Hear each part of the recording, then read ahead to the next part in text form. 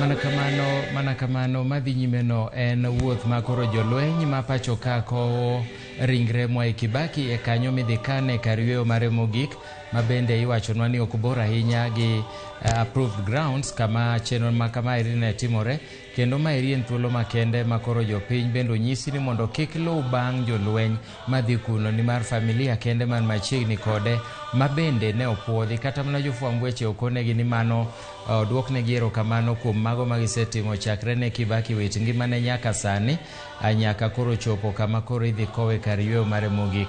Jolweny osepangore, apiko munenogo gin mag jolweny ma bende kowe kaka en jalo manobedo komanda mar jolweny e pacho ka e higni 10 manobedo jatend piny Kenya. Mane momiyo kawuono Nyeri ineno ka en gi bandechene, kata mana jatend piny Kenya Uhuru Kenyatta gachene kawuono onge bandera, manyiso ni bandera bedo achiel e odiochieng' achiel noero makowo ng'at achiel maduong' ma en mimiye luor mare mogik kawuono. Makalono ineno ka en gach jolweny makoro kowo ringre moluor Mwai Kibaki ma bende idhi kane kar yweyo mare mogik kawuono. Simpros ne waloso kuom moko kuom gigo ma Kibaki nosetimo, ma bende iwacho ni nodongo uchumi. Wawinjo ka Francis Mudhaura olero kaka IMF kod World Bank nohum nono ni to ere kaka Kenya odongore piyo. Mana mapiyo. Nikech ng'e ni Kibaki en ng'ama nosomo weche mag uchumi. Osome Uganda modogo puonjo e mbalariany ma Makerere. Koro ing'iyo ni en ng'at man gi lony weche mag uchumi, mano medo ya uchumi. Kata kobedo ni wacho ni moluor Uhuru Kenyatta osetemo nyayo gik mane Kibaki ochako, to kinde Kibaki ochumi nodhi obedo maber, Kenya nodhi odongore ahinya. Omiyo mana achiel kuom gigo mwanyalo parego maduong' ahinya. To bende jo Nairobi ka, chon kana biro Nairobi anawuon, nayudo ka Thika Road, niluongo ni Thika Road. Ne en gima kaniwuok kata mana Allsops michop town, ninyalo kawo seche 3. To sani kata dakika 20 kitieki. Sani kiyudo ka ndara ler. Nikech to mok ng'eny dakika 4. Isechopo Nairobi. Nikech en ndara makoro yaw maduong' kabisa, mabiro mapiyo. Moko ringo malo, moko ringo piny. Aparo ni mano dongruok maduong' ahinya. Bende aparo ni pogruok manyalo bede, kata bedo ni sirikand Uhuru temo mar dhi nyime koda chenro moko ma bende ne oseket mise mage. Iyudo ka pogruok manitiere moko bende nitiere, kaluwore gi bedo ni mago eko osebedo ka timore. Wang'i ane kaka jolweny dhi nyime.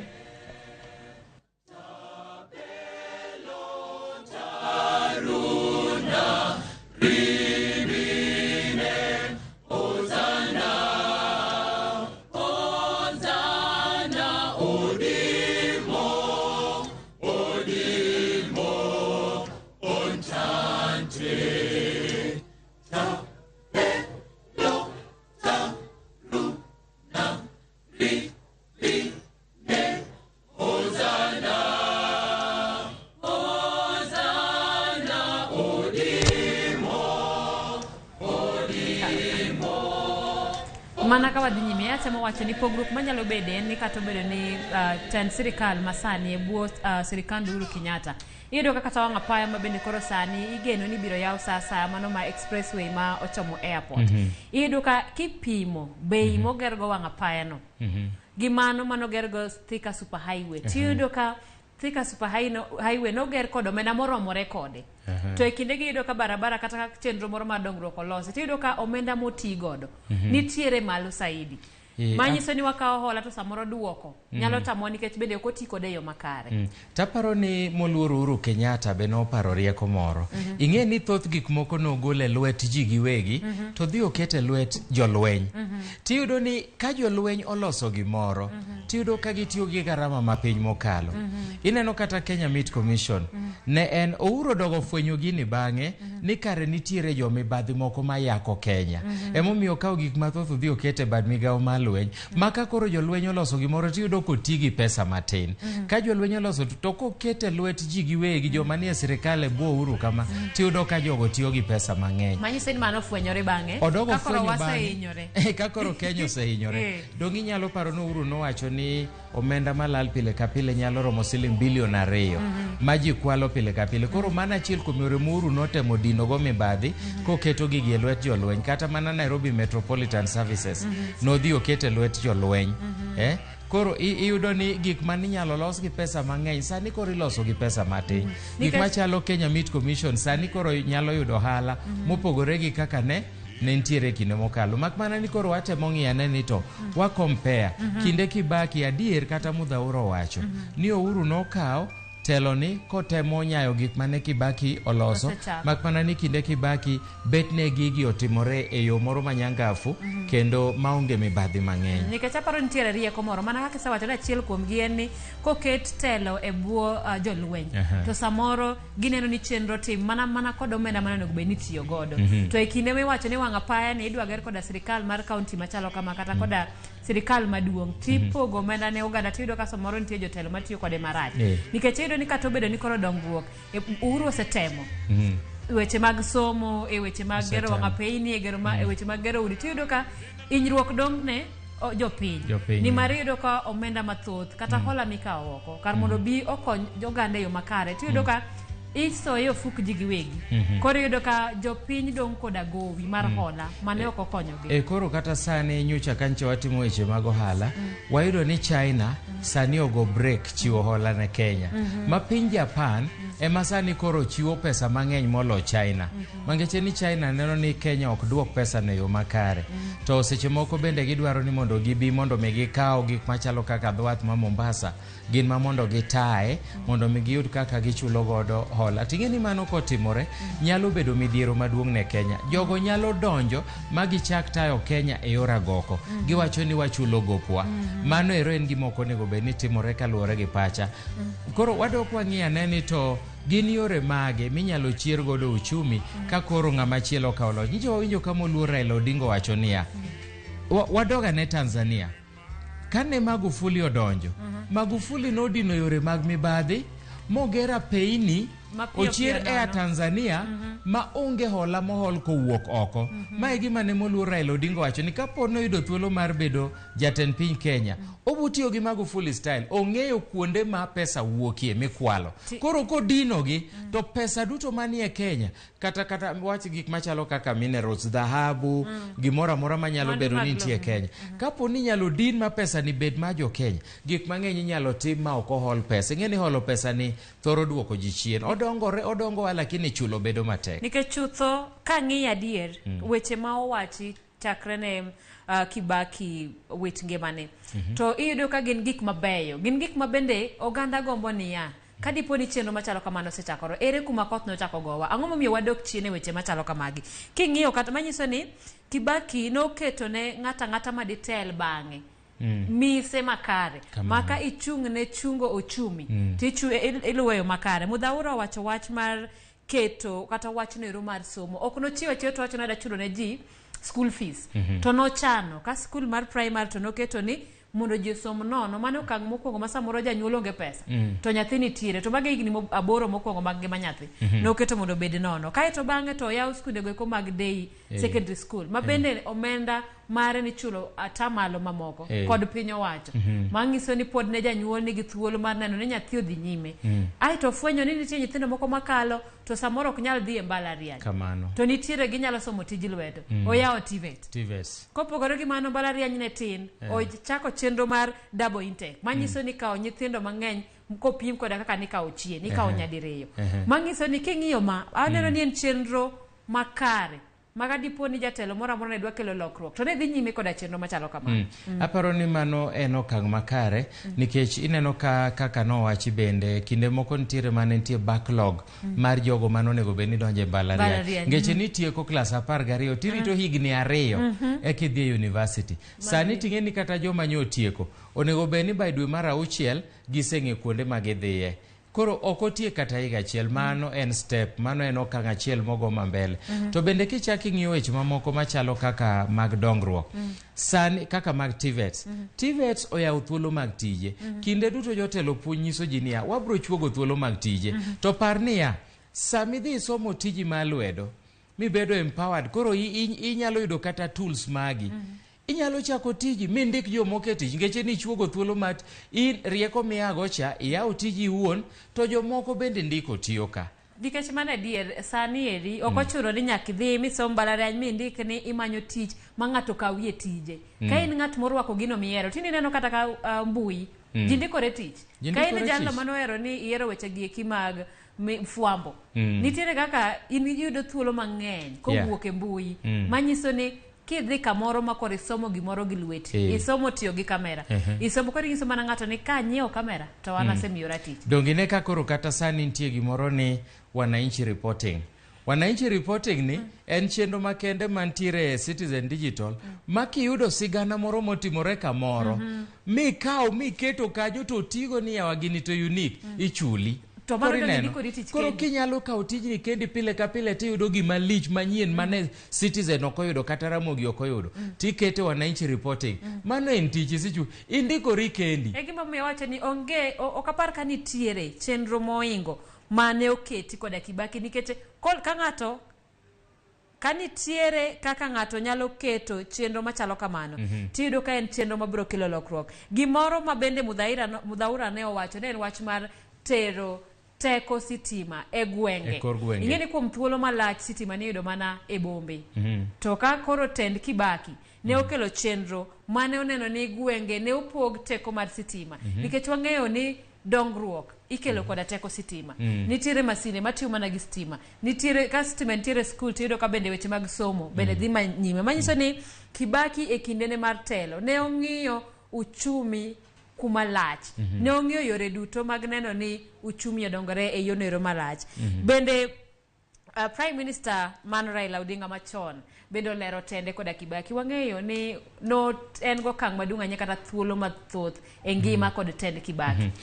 Migosi Raila Odinga wacho kaka ne motelo kano siro Kibaki ni Kibaki tosha jopiny no dhao kode mokone ni tang'o momi wacho kamano to nowacho ni no Kenya nyaka dhi mbele. Kanye makoro mano loch moro maragoko no wuok ma Kibaki no bede telo. Kaito wacho ni etielo mar ariyo mar yiero winjruok noko bedo. Pod ne gidogi winjore gi Kibaki kane jotelo moko biro Kofi Annan, jotelo mathoth no biro Grasha Machel gini no biro ma negiloso kaito bang'e winjruok no bedo. No chako bolo piny kata ng'ai moro ni yawa an mana loyo. Magi winjore gi Kibaki, magi chuogo piny wacho mar Barua Bar. E piny wacho mar Barua Bar ka ji no yudo thuolo mar tiyo kanyakla. Mae gima Raila ne temo stress niya. Ji mondo ti kanyakla. Onge Kenya duong' moloyo ng'ata ng'ata. To mae momiyo wacho ni Kibaki ne ng'at mane winjo wach ma bende ne nyalo dok chien. Koro mano ero nomore telo mar gi Kibaki. Kech nowacho ni kuom thuolo malach ne nitiere tungni. Ng'eni sama ji ariyo bet nitiyo na serikal achiel to nitiere paro mawuok kapogore. Mane oyieri ne nitiere kinde ka kinde. Kata kamano kaka osewacho ni Kibaki ne en ng'ama winjo wach. Ne gibet piny magitwagi magiyud ni mae gima dhi bero jok piny. Ne ok ging'i ni mae dhi bero ng'at mane. To Kibaki ne en ng'ama nyalo bet piny to wacho ni mae mang' ne kel ber ne jopiny. Bende Raila wacho ni e bwo tend Kibaki ema bende koro bang'e kanyo ne ochak chenro nero mar duond buche mathoth. Wang'eyo ni piny Kenya kuom kinde malach ne nitiere bwo duond bura achiel. Ma bende ne kelo ni neno ka koro kine kanu to mano ionge siasa. Ya ne ywaruok mano chopo kama nogol section 2A mane sundo duond bura achiel kende ma mondo tawala. To kata kano osegole to mae kama koro multiparty no chakore. Raila wacho maber ni higa mar 2002 ne gikedo matek gi Kibaki magi neno ni section 2A cha ogol mane miyo thuon gweno ne sando ji. Nogol mamano nobedo maber. Koro nochuogo thuolo ma duond buche mathoth mag siasa. Kanyo ne gichako dhi mbele gi manyo loch ma bende ne nyalo kelo lokruok kowuok e loch motelo. Aparo nowacho ni ne gitiyo gi Kibaki maber, ng'at ka ng'ato notemo dhi kende otamore, odhi kende otamore. Mane gichopo kama giwacho ni hapana, wawinjre uru, watiuru kanyakla mondo wagol loch maragoko mondo wata Kenya yo makare. Bende wacho ni kopogore gi mano e kinde matelo Kibaki wang'eyo ni Mosendo Kibaki ne odonje telo e higa no ero mar 2002 ka bende ne otuo bang' yudo masira marach mar wang' apaya ma bende ok mane mana mogik nikech kinde kanyo bende bang'e kanyo nitiere masira moro ma bende ne oyudo. Mano chako duoke Nairobi Hospital. Raila wacho ni Kibaki ne ok nigi ng'amo tegno e chunye kende to nyaka dende nikech masira kata lit mane yudo kuwuok kuom tuoche bilagi ne okomone tiyo kendo ne odhi odhi osiptal mochangi mochako duoge tich. In fact owacho ni Kibaki ne ng'at maratego nohero tije kendo kata ka notuo kamano to noratego notemo chukore ka nochopo ni en kama idwa nowuothe otemo chukore kata kobedo ni notur marach kamano gi masiche manoyudogo. Ne en ng'at maratego dende to gi chunye bende noketo chunye e tich. Omiyo paka enyo okang' ma Kibaki nokawo e kinde mane ni e telo. E sama bende oparo kaka ne kinde makoro ne gintie sirikal mar Barwa nochune mar mondo mi hotel e wechego eko mag neno ni ute manoger e lope mag piny owacho ne omuki mondo mi ochiw yo ne gero wang'a peyni. Owacho ni jo od bura notemo kwede ahinya kane giwacho ni Raila muko utewa to Kibaki nochung' kode motegno. Kibaki nowacho na pana in jatend migawo mar apaya ti notiyo tadier ineno Thika Super Highway ni kuonde manomuki omiyo sani koro ji ni maber ineno omiyo muko no ero seche moko ni mana gi man ka en lop sirikal to sayango ne ni en lop sirikal timuke tigere gi ma sirikal dwaro to ka en lopi wuon sirikal aparo nego be ni chuli to kose chuli ok inyal tamo sirikal mano en chik ingeni lo en ma sirikal do ni gi title deed to ka koro sirikal dwa tiyo gi lopi ne nyalo paro paundeke ma Kisumo ka ni idwa yawe jok manodak e alwora no chuno ni mondo odar to no chulgi gi piny owacho manyiso ni kata ko chuli matin to chuli gi piny owacho manyiso ni gi appreciate ni gitiyo gi lopi e yaw paundeke to koro yaw paundeke no omiyo sani neno ka Kisumo nyalo bedo gi welo to mago ne riekni manochakore e kinde loch mar Kibaki ka koro bira nyaka sani. Ero kamano bende ang'eyo ni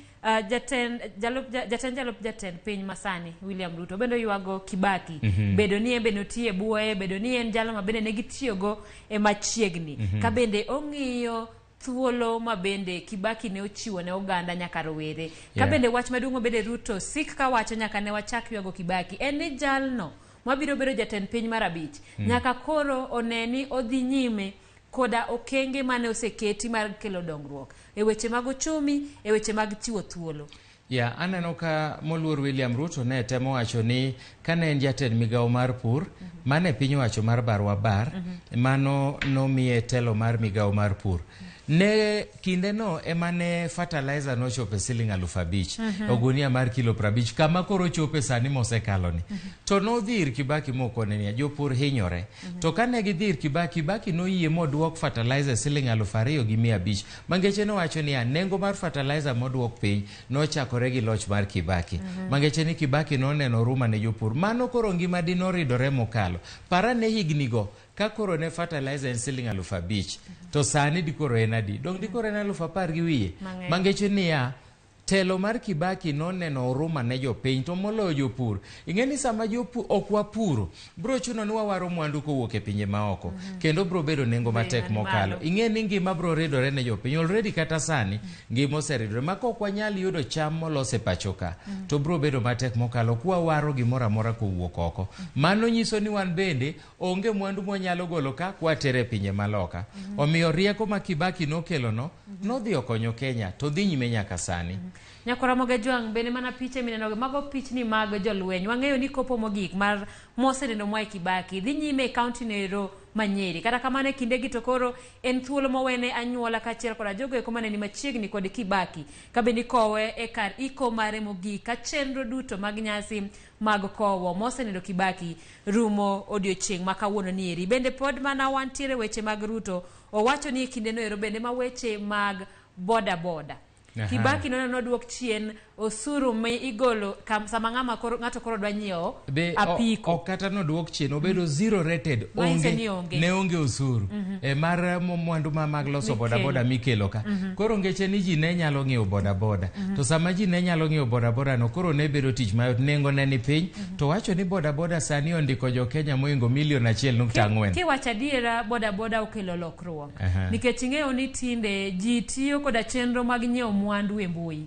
tiyudo ka kinde mathoth ionge koda thuolo mar dhi e duka koro idwa ni mwandu no wuok ni e duka kabiro kata kamitie kata e odi tiyudo ka jaboda rider kelo nigo manyiso ni kopogore koda ni ondiko joma ng'eny tich to bedo oketo tich mayot ne jogo eko mauso kata ne jonyiepo ka bende en gino maber mano kelo lokruok ka koro ndiko oganda mano wach mabende William Ruto wacho kamano ka bende wacho ni kinde go eko bende en jatend migawo mar somo mamalo kata education bende kama ne chenro mar double intake no oyange manyiso ni koro onge rito kuom higa achiel kata higni madhi ariyo kapok ichopo kata kapok idonjo e mbalariany manyiso ni bang'e kanyo to koro thuolo no miyo bang' higa achiel to ji donjo e mbalariany ka koro bende koro nomiyo oganda thuolo makare maneno ni somo dhi mapiyo piyo nono kendo onge sami wito e kinde ma ji ne rito mar mondo mi odhi nyime koda somo kata mar mondo mi odonji e mbalariany.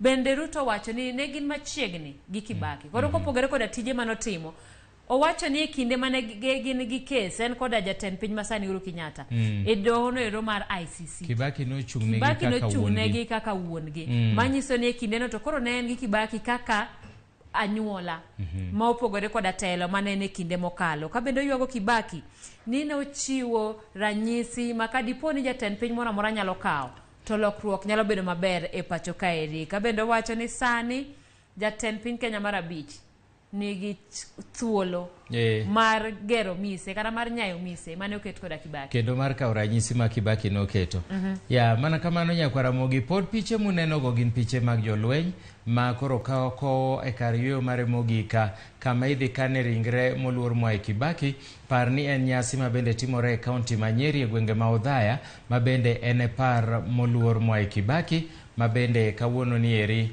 e odiechienge mogik e piny kama koro odhi e kar yweyo mare mogik. Mago gin jolweny ma koro koe achiel kachiel. Parni kama ne itime nyasi nyaka kanyono en chiegni kilomita 2 ma bende bro chuno jolweny mondo pangre. Mano to ok bor ahinya kipimo gi Nyayo Stadium kama nye giwuoke od loch mar piny owacho kata State House ka gidhi achiel kachiel nyaka e Nyayo National Stadium kama koro gidhie ni to chiegni mokalo kendo bang' thuolo machuok gibro chopo kanyono kama bende gibro yudo thuolo mar kano ringre moluor Mwai Kibaki. Mago gin piche mag jolweny ma pacho ka ma bende pangore ka giluwo bang' nyamburko mano ma bende tero e kar yweyo mogika Mwai Kibaki ma bende ne en jatend piny Kenya mar adek. Akiani jotelo mamoko manoloso ng'eyo ni kawuono no chiwo mana thuolo matin ka bende mana katieko kod duto aparo nitiere gima bende kata wan oganda onego wasom kata onego wakopi kowuok kuom gino ero manotimore higa mar 2007. William Ruto owacho ni gimokwayo maduong' en chenro makare kata maonge tulo moro amora mar yiero. Wang'eyo ni kochopo dwe mar 8 to wadhi e yiero moro ma bende okwayo ni tulo kik bedie. Mane gima bende paro ni wan kaka oganda e tho mar ng'ato nego be ni wasomo kata waneno ni en ang'o manotimore marach ang'o manotimore maber. Tulo mar higa mar 2007 en gino ero marach kendo oganda mathoth koparo tend Kibaki to mane gima biro kaka gino ero mabende nyalo chacho chenro makamano. Taparo ni mondo mi ji ochiw luor makenda ni moluor Mwai Kibaki yiero ma higa ni onego bed mano mar kwe. Adiera kata ka in mana japiny midwa ti kodi para nena gima nyalo timore ni samori ti kodi ni mondo idhi goji idhi wang' matoka to mach nyalo maki kuno nikech obila be bro bet akicha to kodhi marach to jolweny bro wuok oko. Mana kaka iwache no luoro mogik mar adiera ma wan kaka jopiny onego wachiw ne mosenindo Kibaki en neno ni in kaka ng'ato ok ineno ni osoyie wechego eko mag tulo manyalo hinyo ngima ng'ato ka wadak koda kwe. Jatend piny owacho Uhuru Kenyatta paro ni kawuono ni ere okawo mana thuolo machuok mar goriti ne mosenindo Kibaki ka bende ogo manero kamano ne jonyeri ka kuom chenro machalo kamano ka bende owacho ni wakopi weche kata gigo eko ma Kibaki notimo ok kuom wacha to kuom tim. Aparo ni mago eko gin gik ma bende nyaka walu kendo wang'e ane ni kama koro wadhie ni Simfrost en kama tek en kama tek to kwaseparo adier gik manotimore kinde mokalo ok onego wadog chien onego walan ing'e ni samoro watini noko negi to in minyalo chako tugo lweny jomoko nyalo biro to revenge, monjo dalani, nego kata mama ni kata bab kata wadu, gik moko nyalo timore mathoth. Omiyo wakwayo kwa niya, kakoro wachomo yiero maduong', ne luor mwamiyo moluor Mwai Kibaki, kara kobedo ni gik moko notimore ka en e loch, kik wachak wadok kanyo. Wawach ni mago sekalo. Watudre ne gi Walter Nyambaga mantiere kar kanyo e achiel kachiel mondo wawinja ne ni to chal nade. Walter, inyalo nyiswa ni tang'o madhi nyime Othaya gi e kindeni? Kamano ahinya Nelson to kod Pintos en ni nyaka sani endi en ni Mwai Kibaki ringeni osechopo e dala mare owuon, kendo bende odonjo e rangach ka jodito mopogore opogore mokelo kanyakla mar jalup jatend piny Kenya William Ruto bedo moko kuom jogo ma bende oluwo bang' ringre ka ichope ka nyaka chopetegi ni jolweny nyonore kendo tengore mokalo mana mar chiwo luor mogik e kindeno ma bende idhi chiwne luorno mogik mana kaka noseluoke kendo mobedo ta kod kanisa mar Catholic.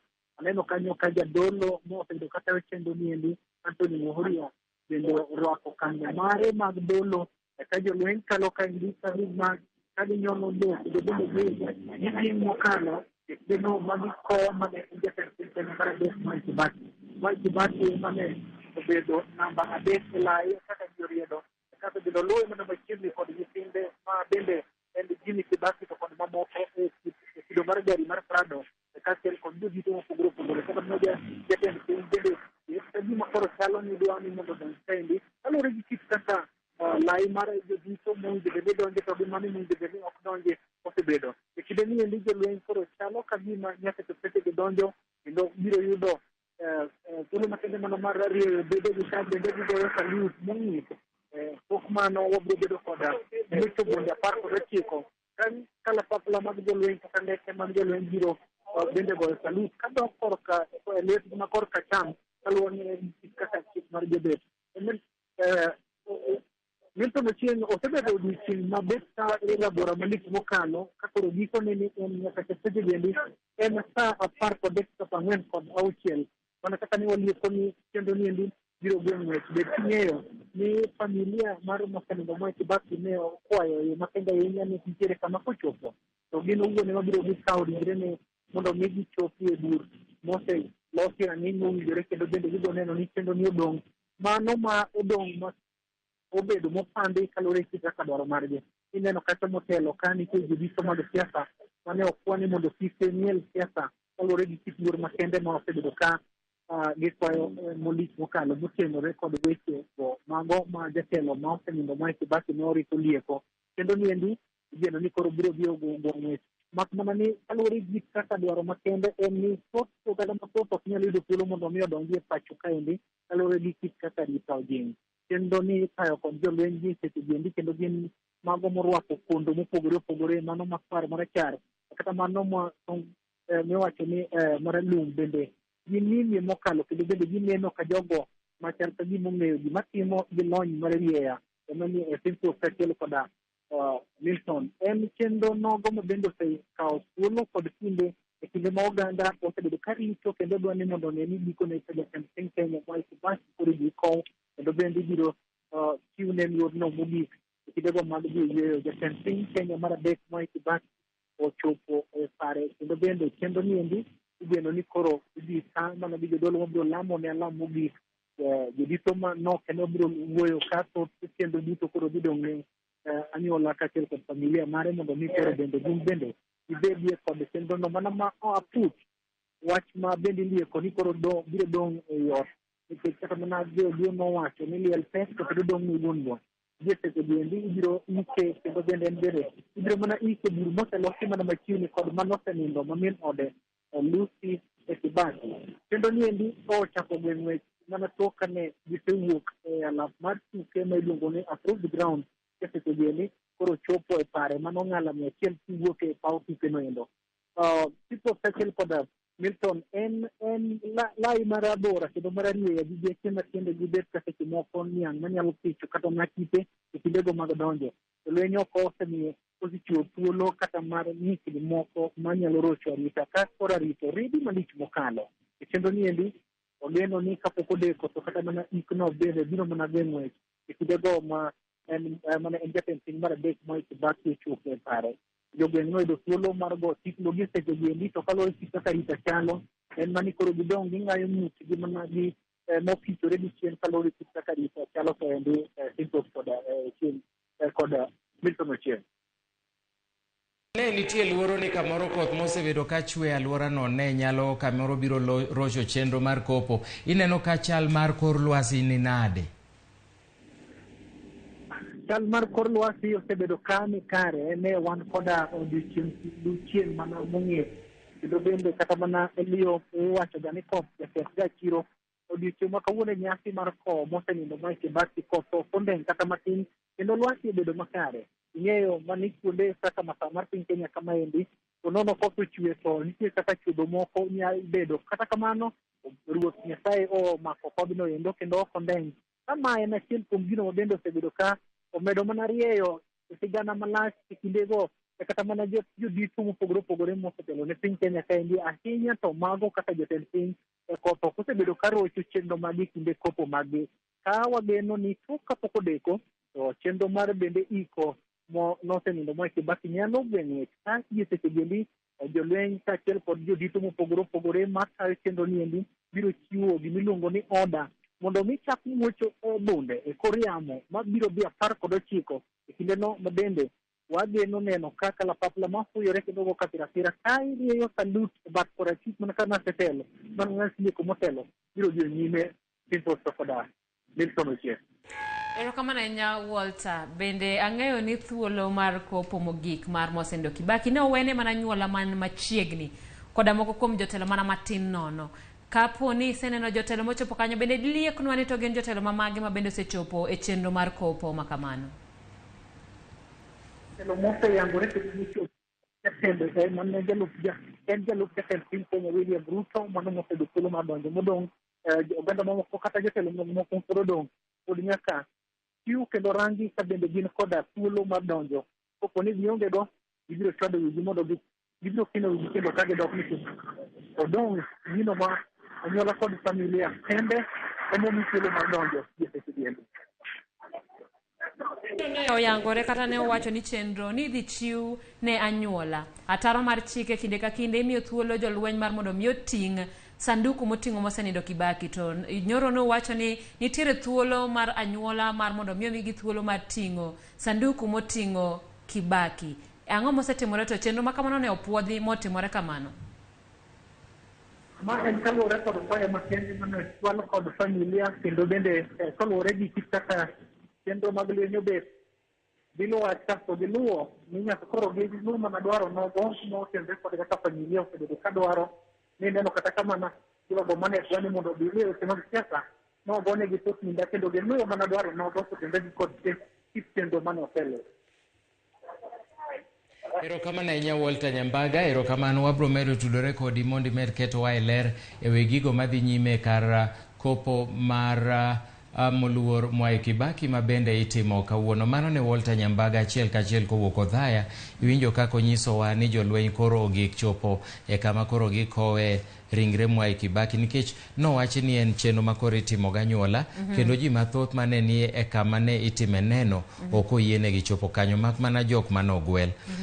Waneno ka jolweny adiri penjo moro kanyo na anyuola nyogi kwayo ni mondo mi gin ma giting' ringre Mwai Kibaki. Mak mana ni sani taneno ka jolweny mochwale nyaka e dho kama idhi kowe kar yweyo mare warita ne mondo wang'iyane ni to sama koro gik cha, sama koro gik chande, ng'ano madhi ting'e mogik. Mak mana ni ng'e ni nitiere kaka idhi chwad lisasi e kor lwasi. To aparo ni mano pod en tij jolweny. Kech familia ok nyal go lisasi go. Koro kwang'eyo to warita ne mondo wang'iyane. Nikech ang'eyo mana ni gimbe ne gikwayo mana kaka nyuola. Kaluwore ni kopogore ni Kibaki ne en jatend piny Kenya, en wuon gi. Manyiso ni samoro de giher bedo machiegni mopogore koda kaka gintiere. Maneno ni e okang' nero mar kopo mogik. Giyudo thuolo mar mako sanduku no mabende ang'eyo ni kaluwore koda chike ma pacho kae to nego beni iting'o koda jolweny makow e bur kama bende ikowe kare nero mogik mar yweyo. To kata kamano bende ang'e ni kata kadipo ni thuolo ma kamano bedo to ok en gima yot. Kaluwore ni odhi bedo okang' mokwongo ma gima chalo kamano timore. To bende nyalo bedo ni kadhi nyime jomoko nyalo wacho ni ka jomoko ne oyiene gima timo to mano e gima bende koro omiyo. Koro nyaka bed ni gibed motang' e kinde ma ginyalo chiwo thuolo machalo kamano. Erokamano. Watudore gi Lydia Okeyo bende mantiere alworano ero. Lydia Okeyo, kaponi inyalo winjowa, inyalo nyisowa. Wang'eyo ni ringre moluor Mwai Kibaki osechope pare kama koro idhi koe kar yweyo mare mogik. Ang'o mineno malich ma jopiny nyalo ng'e thuolo ni eri matimore gi sani, Othaya? Ito na winjo yo makare, ageno ni yo makare wangu yo makare ko kendo ma ema koro kelo wae dipo mar chenro ne pagi en road school ground ni mama sana ni desea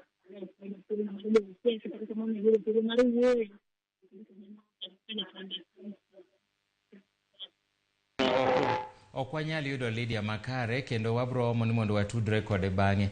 Simpros gima natemo wacho niya, kata kobedo ni familia ne dwar, ing'eni jomoko ne wacho ni kapo ni jolwenye ma iko to dhi contradict nikech en jakopere, but gima nadoga yudo niya, kata mane ilweny ka nitiere kanisa maduong' ma kopere kendo gin nyaka gi bishop margi maduong' mokalo. Omiyo kata kapo ni jokopere mano ochuno ni nyaka igi nikech ne en jakopere, ka jolwenye ma iko to maka bende gin jolweny to kende en jabishop. Koro mangeche ni pod inyalo ike mana gi jokopere. Koro onge contradiction mane nyalo bedo kanyo. Gie kinde no nyaka Ramogi neno ka koro othiwi moting'o ringre jatend piny Kenya Mwai Kibaki koro iywayo mogik matere e dhobur kama koro idhi kowe kar yweyo mare mogik. Mago gin piche matimore sani. Awatemo yudo Lydia Okeyo, kata kamano ok wayude yo makare. Wang'iyo wuoth mogik kanyo ero mana kaka no wach ni motelo en mana ji manok kende ema koro oyienegi chopo kanyo no. Ineno ka kwan mar ji ni piny ahinya nikech nyasi maduong' ang'eyo ni mane kuma gik mathoth timore ne obagi alapnero mar approved mano mapo nitiere Othaya e kaunti ma Nyeri mar chiwo thuolo ne en jalno ma bende notelo ne jite mar chiwo thuolo ne oganda mamoko kaachiel koda jotelo mondo mi otim nendgi mogik. Koro e seche mag kopo ni to ne en chenro moket mana ne anyuola kende kata jogo mantie machiegni ma bende ne omi thuolo mar mondo mi chop kanyo kendo mar mondo mi ogeng' chochni mar dhano. Ng'eni e seche ma koro ikopo to luoro moro onego bedie kata kwe moro ting'eni sama oganda bende bedo mathoth tiyudo ka chenro makamano ok dhi e yo makare manyiso ni koro oganda mathoth ne odong'e kuonde mana bende ne obagi e nyasi mar misa mogik mar kopo mar Kibaki. Gie sani to mago mana nyuola man machiegni koda Kibaki mano yienegi mar mondo mi ochop kanyo kata kar kopo mare mogik ka bende pod kanisa mar jokopere manitiere e line mokwongo maneno ni gitieko nyasi duto nikech ang'eyo ni tieko chenro machalo kamano rumo e kinde ma ji koro olo buru manyiso ni koro chenro mar nyasi no ero mar ik koro ochopo e giko mare. To mane kaka wan bende wabro teri nyaka kanyo no midhi timie nyasi mogik. Aneno kacha ka jobishobe osechopo kanyo no ka jatend piny Kenya Mwai Uhuru Kenyatta kaachiel koda jotelo mamoko jalupne moluor William Ruto, Mikai mokwongo Margaret Kenyatta to gi jotelo mamoko bende ni machiegni gi dhobur kanyo kama koro gidwa chuo wangie kopo mogika ma ibro telie koda aneno ka en jadolo maduong' Muheria ma bende chal ka gima ema dhi kowe kar yweyo mare mogik. Wabro lero ni jadolo maduong' ma bende biro ike ma kopere kanyo ero bende wanyalo neno apisa mag obila morwakore machiwo arita kaachiel gi jolweny bende mang'eny mokalo kanyo. E kama dwani mondo wang'iyane pichego mondo wang'iyane ni to koro chenro mar kowe kar yweyo mare mogik moluor Mwai Kibaki dhi nyime e yo machalo nade.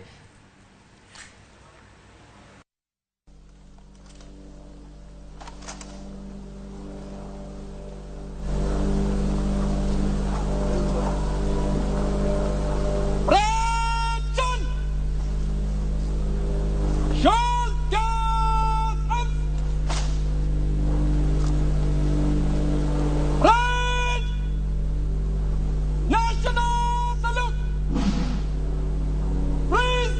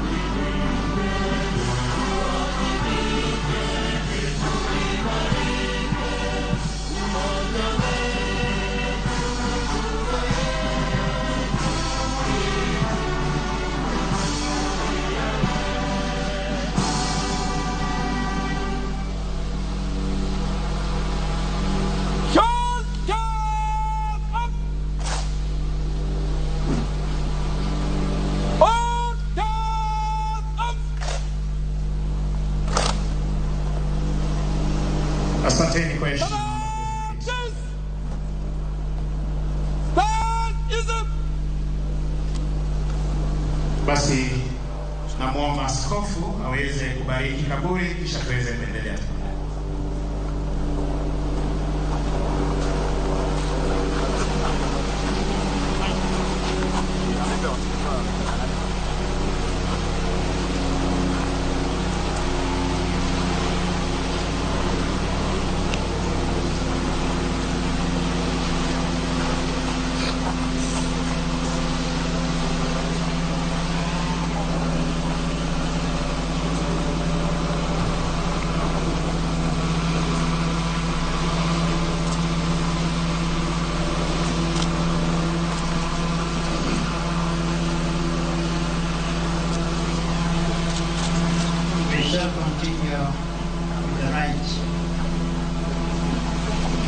Our brother Mwai Kibaki has gone to his rest in the peace of Christ. May the Lord now welcome him to the table of God's children in heaven. With faith and hope in eternal life, let us assist him with our prayers. Let us pray to the Lord also for ourselves. May we who mourn be reunited one day with our brother. Together may we meet Christ Jesus when he who is life appears in glory.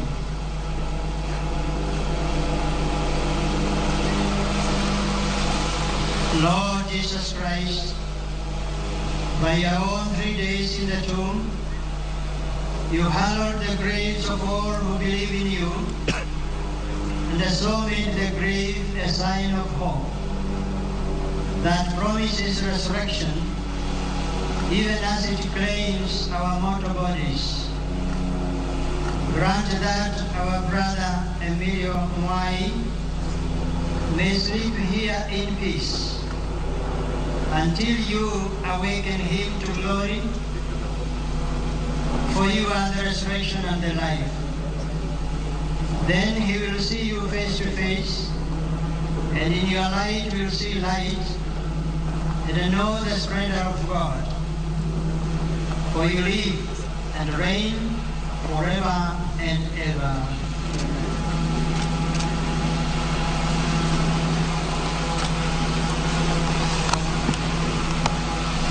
O God, by whose mercy the faithful departed find rest, bless this tomb and send your holy angels to watch over it and give comfort and hope to us who mourn, through Christ our Lord.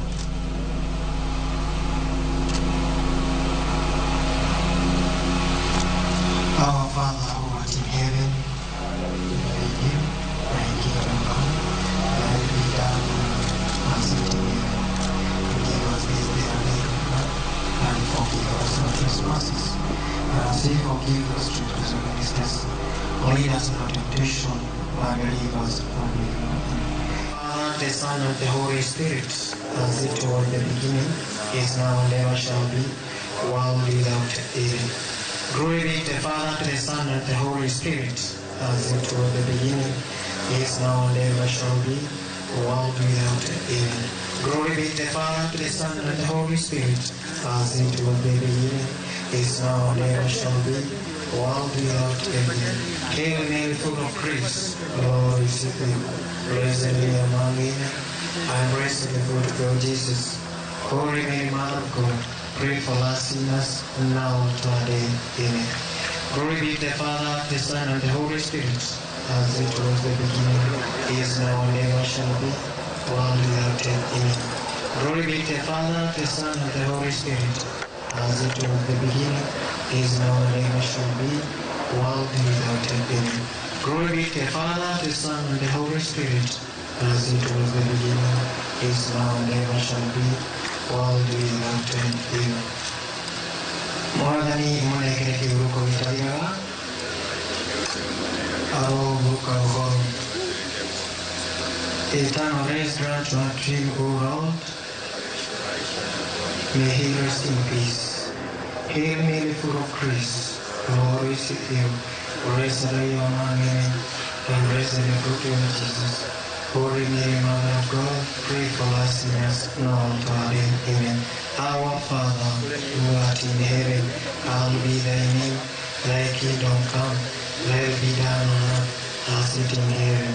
Give us this day our daily bread, and forgive us our trespasses. And forgive those trespasses against us. Lead us in temptation, but deliver us from evil. The eternal rest grant unto him, O Lord, the face shine upon him. May he rest in peace. Our Father, who art in heaven, hallowed be thy name. Thy kingdom come, thy will be done on earth as it in heaven. Give us this day our daily bread, and forgive us our trespasses, as we forgive those trespasses against us. Lead us in temptation, but deliver us from evil. Amen.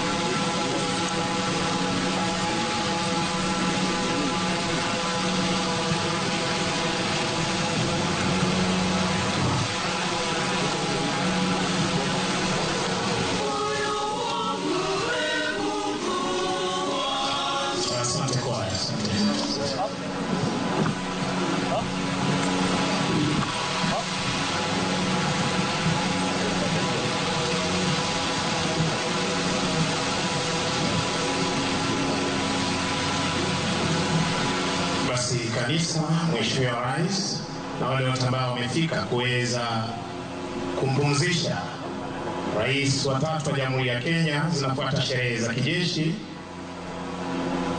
na mwili utakapofika kwenye kaburi tutaweza kuwa na last post, tarumbeta ya kwanza, na hapo nitaweza kuomba sote tuweze kusimama kwa heshima, na waliovalia sare rasmi za serikali kuweza kupiga saluti, na waliovalia kofia zisizo rasmi kuweza kuzivua.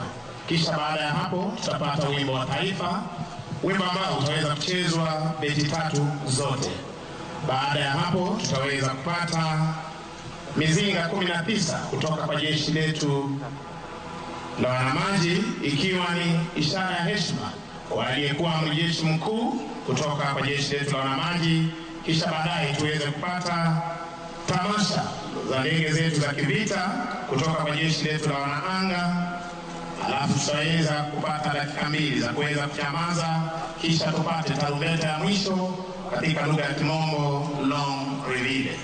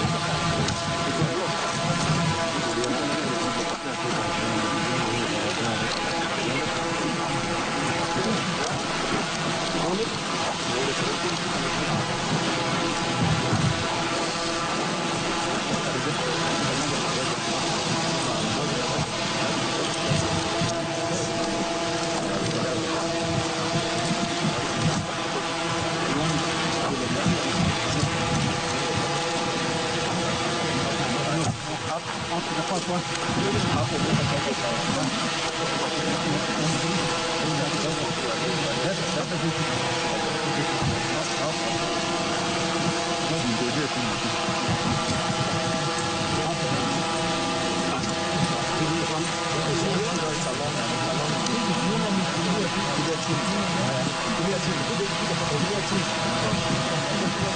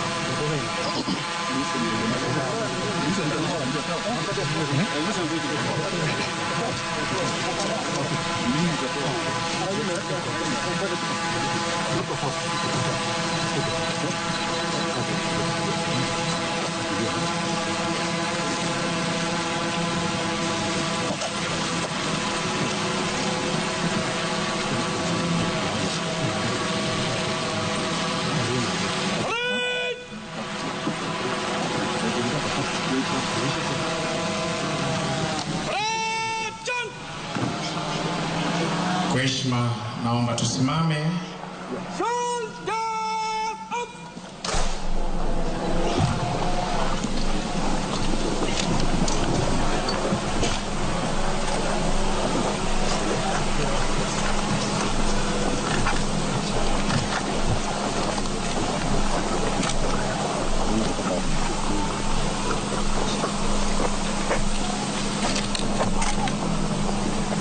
Last post. National salute! Present up!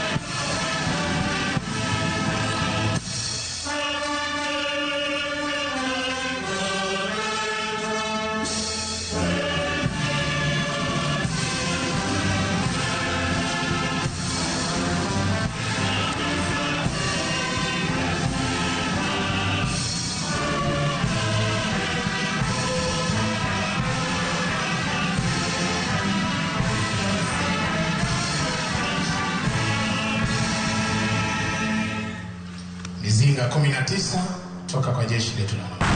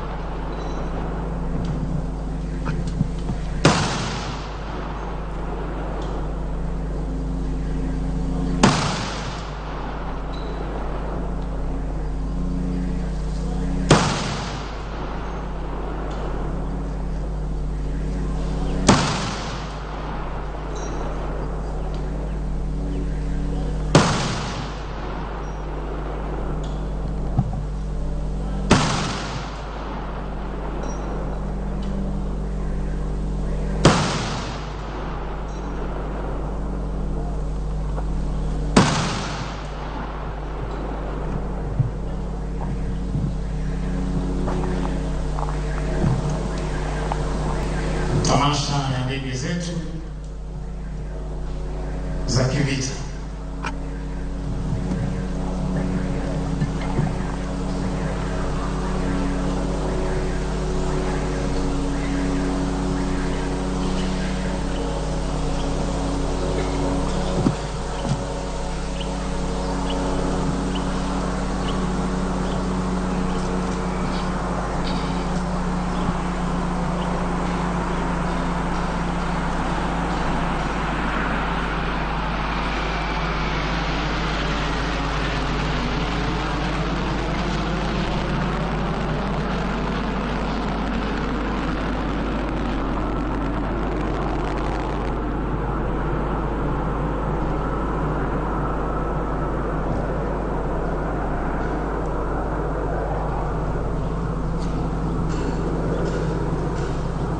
Asanteni, tunaweza kukata saluti zetu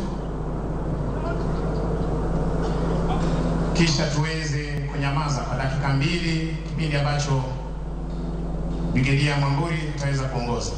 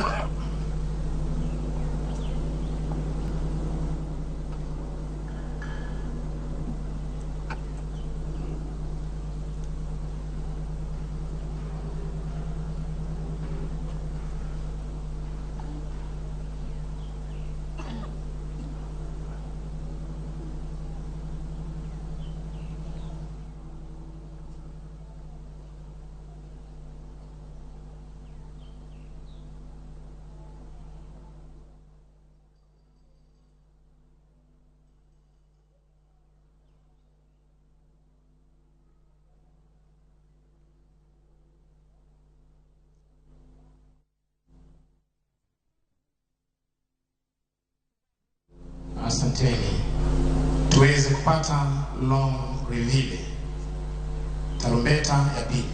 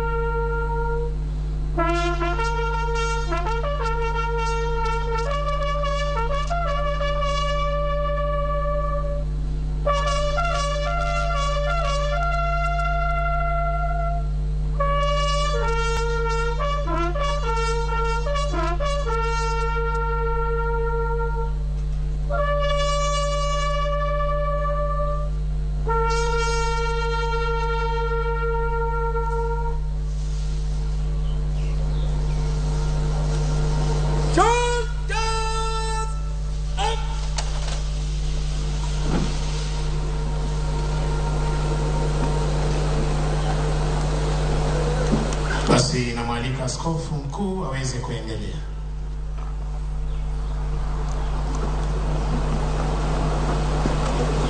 Thank you.